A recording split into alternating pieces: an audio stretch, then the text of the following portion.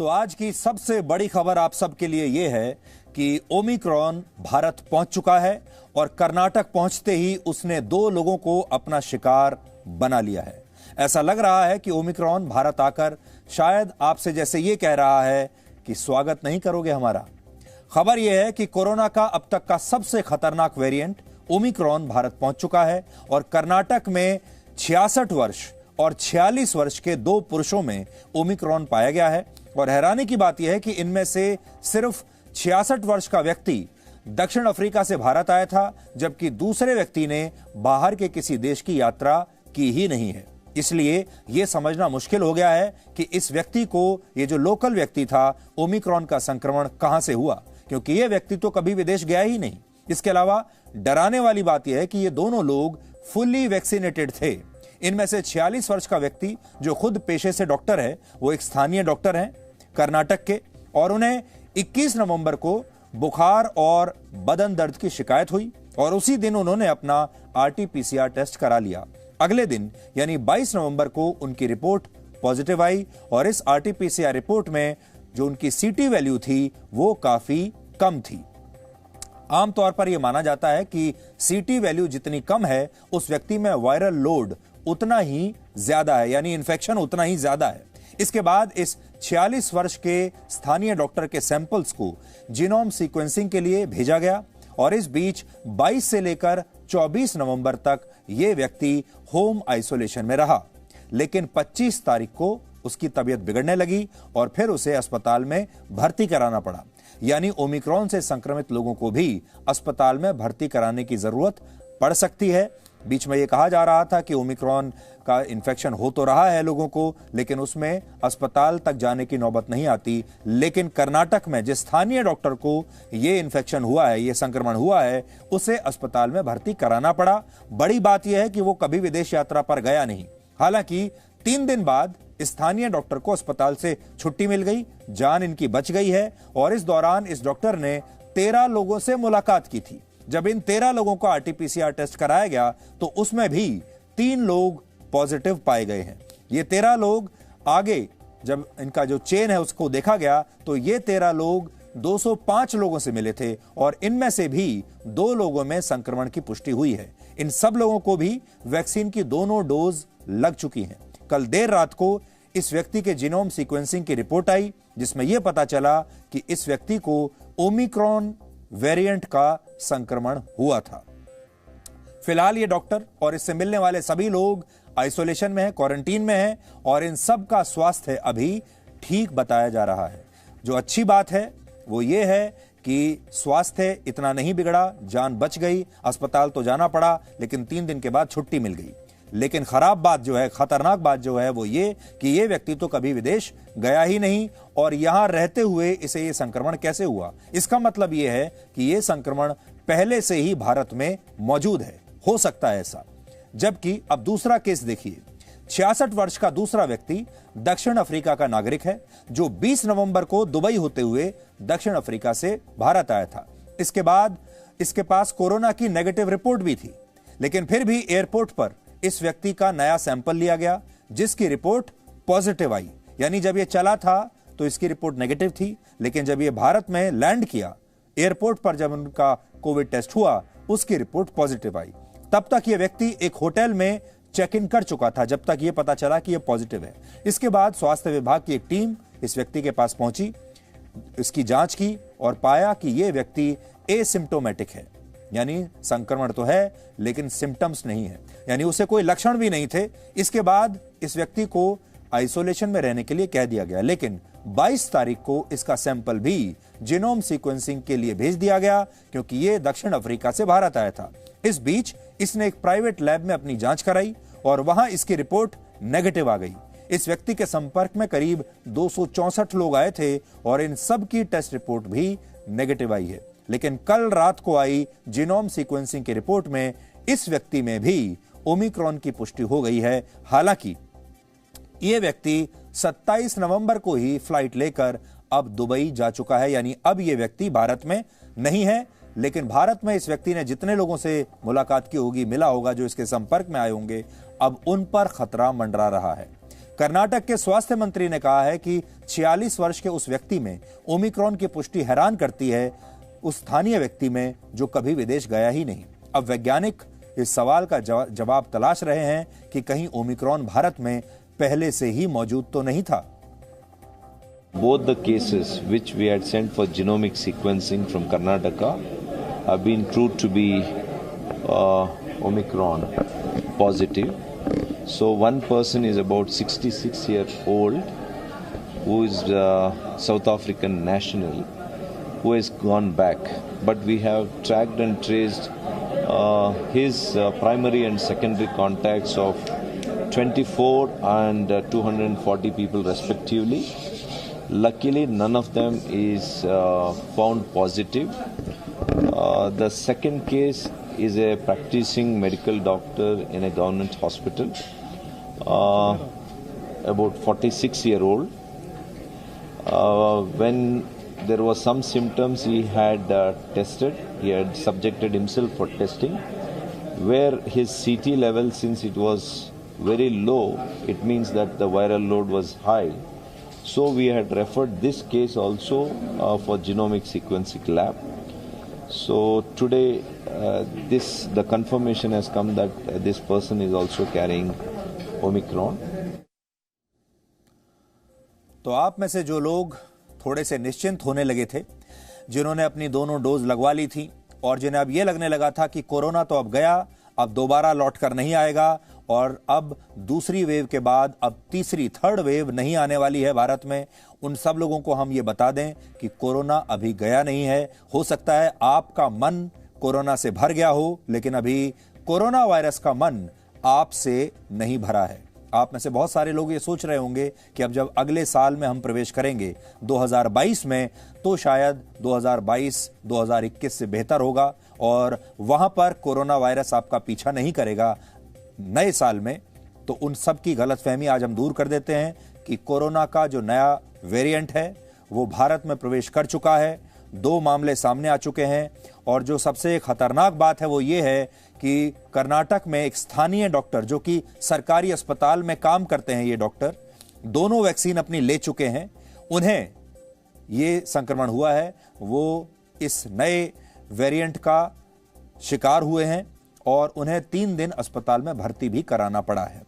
Britain में भी कई ऐसे मामले मिले हैं जिनमें लोगों ने किसी दूसरे देश की यात्रा नहीं की है, यानी विदेश गए नहीं, लेकिन वो फिर भी इस नए वेरिएंट से संक्रमित पाए गए हैं। इसके अलावा नेदरलैंड्स में भी शुरुआत में जो 2 लोग इस नए वेरिएंट से संक्रमित हुए थे, उनमें एक व्यक्ति की कोई ट्रैवल हिस्ट्री नहीं थी, यानी वो विदेश नहीं गया था। इसलिए ऐसा लगता है कि कोरोना का ये नया वेरिएंट बहुत पहले से ही शायद दुनिया के अलग अलग देशों में मौजूद रहा होगा और हो सकता है कि यह भारत में भी पहले से ही मौजूद हो।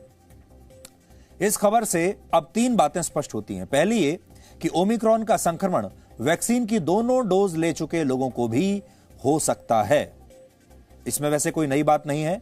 जो कोरोना वायरस के दूसरे वेरिएंट्स थे वो भी, जैसे मान लीजिए डेल्टा है, वो भी दोनों वैक्सीन लिए हुए लोगों को संक्रमित कर सकता है। मैं आपको मेरा उदाहरण बता सकता हूं। मैंने दोनों वैक्सीन ली थी, उसके बाद भी मुझे डेल्टा का संक्रमण हुआ। डेल्टा उन दोनों वैक्सीन की जो शील्ड थी उसे तोड़ते हुए शरीर में प्रवेश कर चुका है और मेरी तरह बहुत सारे लोग ऐसे हैं जिन्हें दोनों वैक्सीन लेने के बाद भी ये संक्रमण हुआ है। लेकिन ये जो नया वेरिएंट है, इसके बारे में तो खास तौर पर यह कहा जा रहा है कि जो वैक्सीन है उनका असर इस नए वेरिएंट पर काफी कम हो सकता है। दूसरी बात यह कि इससे संक्रमित व्यक्ति को हॉस्पिटलाइजेशन की भी जरूरत पड़ सकती है। पहले यह कहा जा रहा था कि संक्रमण तो हो सकता है लेकिन इतना खतरनाक नहीं होगा कि अस्पताल जाने की नौबत आए, लेकिन नौबत आ सकती है। और हमारे यहां जो कर्नाटक में एक केस आया है बेंगलुरु में, उससे यही साबित होता है कि नौबत आ सकती है। तीसरी बात यह है कि शायद ओमिक्रॉन भारत समेत कई देशों में पहले से ही मौजूद था। हालांकि इसकी पुष्टि अभी जांच के बाद ही होगी, लेकिन अभी हम आपको यह बता सकते हैं कि जिन लोगों की कोई ट्रैवल हिस्ट्री नहीं है, अगर वो भी संक्रमित हो रहे हैं तो इससे ऐसी आशंका पैदा होती है कि शायद ओमिक्रॉन पहले से ही यहां पर मौजूद हो। ओमिक्रॉन को लेकर भारत सरकार के स्वास्थ्य मंत्रालय ने आज और भी बहुत सारी महत्वपूर्ण जानकारियां दी हैं और इसके मुताबिक ये वेरिएंट अब दुनिया के 29 देशों में फैल चुका है और 373 लोगों में इस वेरिएंट की पुष्टि अब तक हो चुकी है। यानी धीरे धीरे अब ये पूरी दुनिया में फैलता जा रहा है। आप कह सकते हैं कि आज भारत में ओमिक्रॉन पर सबसे विश्वसनीय आंकड़े आए हैं, जिनके बारे में आप सबको बहुत ध्यान से सुनना चाहिए, क्योंकि ओमिक्रॉन कोरोना के किसी भी वायरस के मुकाबले कहीं ज्यादा तेजी से फैलता है और अगर जरा सी भी आपने ढिलाई बरती तो भारत एक बार फिर से कोरोना की पहली और दूसरी लहर वाली स्थिति में पहुंच सकता है। पिछले 24 घंटे में 37 अंतर्राष्ट्रीय उड़ानों के जरिए 7,976 विदेशी यात्री हाई रिस्क वाले देशों से हमारे देश यानी भारत में आए हैं और इनमें से करीब 10 लोग कोरोना पॉजिटिव पाए गए हैं। इन सब के सैंपल्स को अब जीनोम सीक्वेंसिंग के लिए भेज दिया गया है और पूरे भारत में इस समय 37 ऐसी लैब्स हैं जो कोरोना के नए वेरिएंट्स का पता लगाने में सक्षम हैं।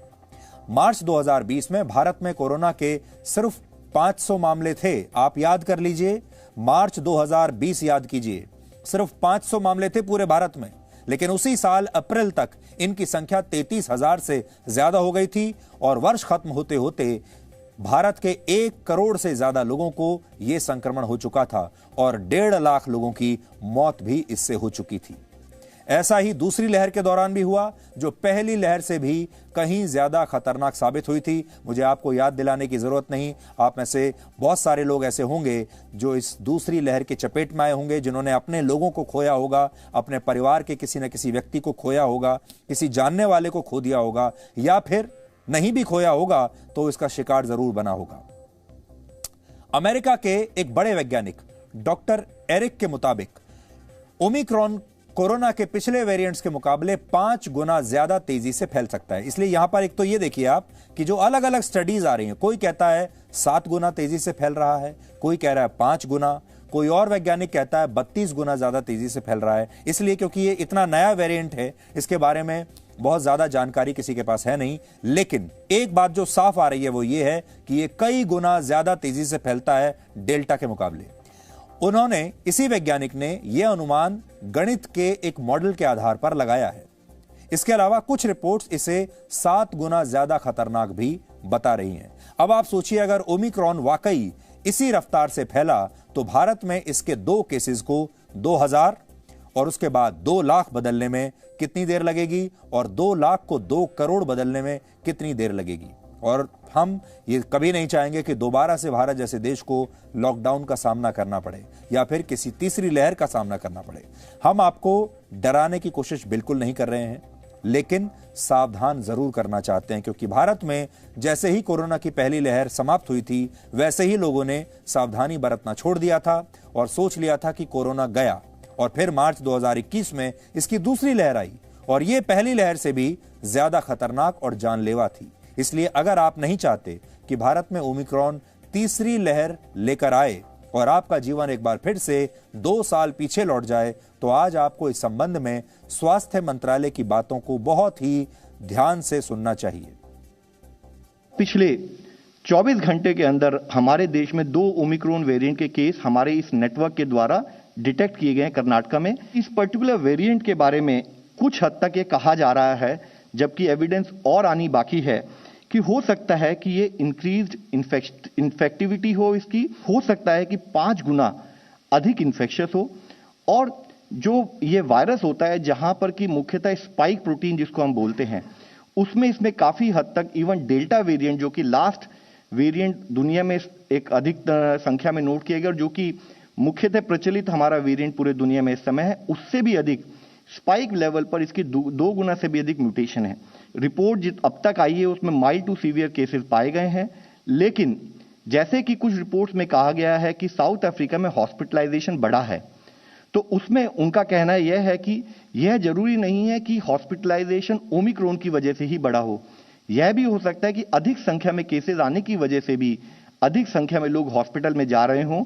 तो इससे इंक्रीज सीवियरिटी ऑफ केसेस के बारे में अभी कोई क्लैरिटी नहीं है, फर्दर एविडेंस की जरूरत है। साथ ही WHO ने यह भी कहा है कि जो हमारा PCR RT-PCR टेस्ट है वह ओमिक्रॉन इन्फेक्शन को डिटेक्ट कर सकता है। WHO ने एक बहुत मुख्य बात यह कही है कि वैक्सीन पे हमें ध्यान देना है और साथ ही वैक्सीन के अलावा भी, जैसे कि माननीय प्रधानमंत्री जी ने कई बार इस विषय में कहा है कि दवाई भी कड़ाई भी, तो उसी तरीके से use of mask, physical distancing और हैंड एंड रेस्पिरेटरी हाइजीन भी हमारे लाइफ में उतना ही इंपॉर्टेंट पार्ट प्ले करें वैक्सीनेशन के बाद भी। हम यह बताना चाहते हैं कि पिछले ऑलमोस्ट 2 साल की इस सतत लड़ाई में हमारे सामने कुछ लर्निंग्स हैं।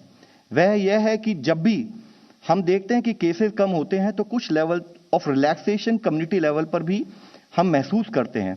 जरूरी यह है कि इस चैलेंज को कंटिन्यूस बेसिस पे समझते हुए इसमें कोई भी रिलैक्सेशन हमारे लिए हानिकारक हो सकती है। तो भारत का स्वास्थ्य मंत्रालय आपको यह बता रहा है कि अगर आपने वैक्सीनेशन नहीं किया है तो जल्दी से जल्दी कर लीजिए। अगर आपके दोनों वैक्सीनेशन हो चुके हैं तो भी आपको मास्क का इस्तेमाल लगातार करना है, हर समय करना है। इसके अलावा सोशल डिस्टेंसिंग का पालन हर समय करना है और साथ ही आपको हर समय अपने हाथ भी धोते रहने हैं। ये ध्यान आपको रखना होगा क्योंकि कोरोना वायरस एक बार फिर से आपके साथ नया साल मनाने के लिए आ रहा है। Presenting B News app, available on Google Play and App Store. Download it now.